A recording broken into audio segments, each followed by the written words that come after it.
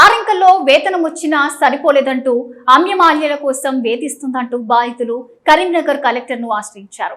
ప్రజావాణిలో collector చిత్రమిశ్రకు ఫిర్యాదు చేశారు.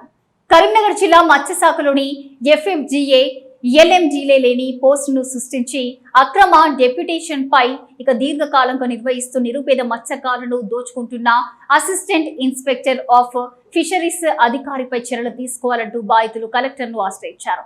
లేని రికార్డులను సృష్టిస్తూ అడ్డంగా దోచుకుంటున్నారని వినతి పత్రంలో ఆరోపించారు. అవినీతి పాల్పడుతున్న అధికారిపై చర్యలు తీసుకొని తమను కాపాడాలని వేడుకున్నారు. రైతు బిడ్డల మత్స్యకారుల మీద ఆధిపత్యం చేసుకుంటూ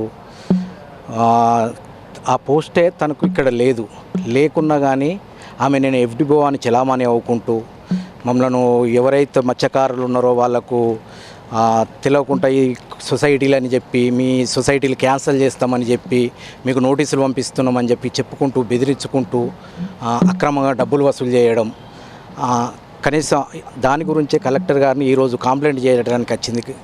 గౌరవనీయులైన కలెక్టర్ గారు స్పందించి మీకు న్యాయం చేస్తామని చెప్పారు.